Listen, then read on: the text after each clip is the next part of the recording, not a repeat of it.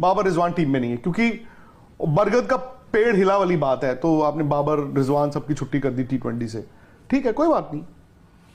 अब पाकिस्तान में भी कुछ लोग हैं, वो कहते हैं खेले नहीं होते, वो हर रोज आ जाते हैं कि बिना बाबर के तो हम बर्बाद हैं।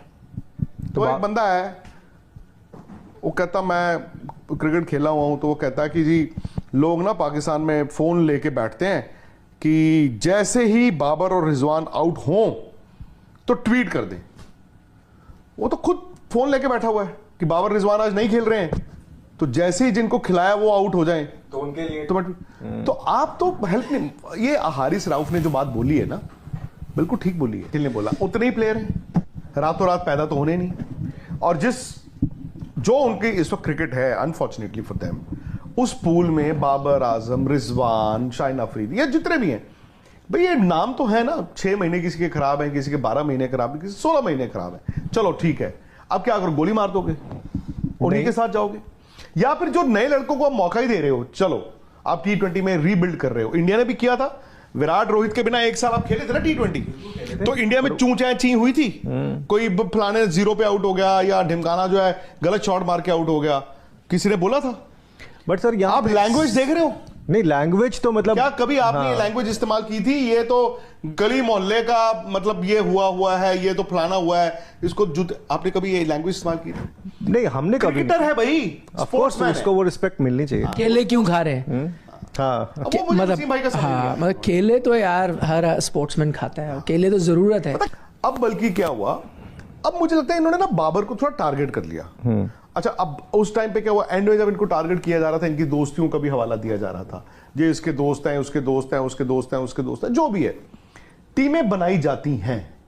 सौरव गांगुली ने जब 2000 में कहा कि मुझे ये लड़का चाहिए, ये चाहिए, ये चाहिए, उन 12 लड़कों के साथ खेलते रहे। उन्होंने 12 लड़कों को बर्बाद भी किया होगा जिनको मौका नहीं मिला, क्योंकि वो इन 12 के साथ खेलना चाहते थे।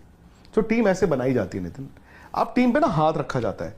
अब पाकिस्तान क्रिकेट में हाल पता क्या हो गया है, वही कि बाहर निकलते वक्त आपको बरसात में डर लगता है, अंदर गर्मी लग रही है, बाहर बरसात हो रही है, अंदर आपको हो रहा है कि मैं बाहर जाके मौसम देखूं, बाहर आपको हो रहा है कि जैसे बरसात में जाऊंगा वो तार बिछी होगी, करंट ना लग जाए पानी से। तो ऐसे में पाकिस्तान की टीम रीबिल्डअप कैसे होगी? अब तो उनके सामने सिर्फ एक नहीं, हजारों सवाल है।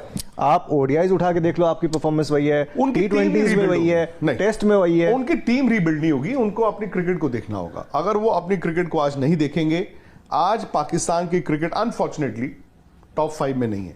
हाँ बिल्कुल, वो तो नजर आ रहा है। बॉटम हाफ है ना, हाँ, बॉटम हाफ में कब से क्या हो जाओ पता नहीं चलता यार। आप चैंपियंस ट्रॉफी सर देख लो, एक मैच पाकिस्तान के लिए क्या हुआ भाई, हो गए ना बाहर, पहले ही मैच में वो समझ में आ गया था।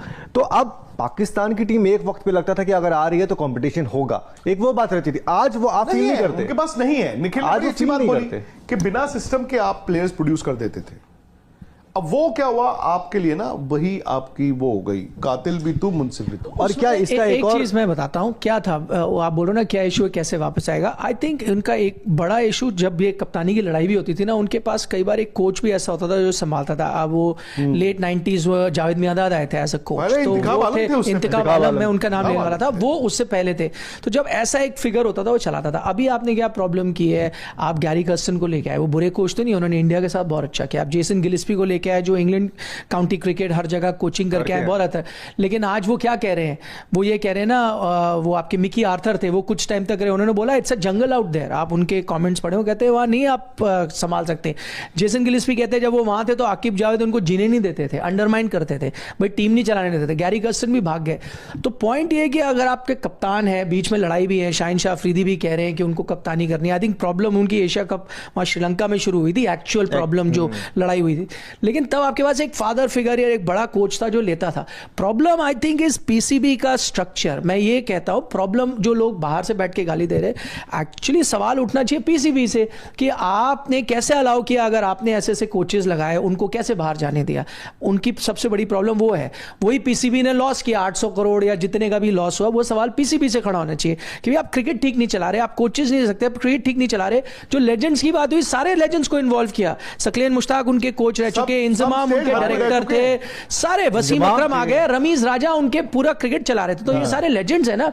बट मैं ये कहना चाहता हूँ, जब लेजेंड्स जो सारे थे, आपने सबको इन्वॉल्व किया, लेकिन किसी को भी लॉन्ग रन दिया ही नहीं, किसी को स्टेबल टाइम दिया ही नहीं।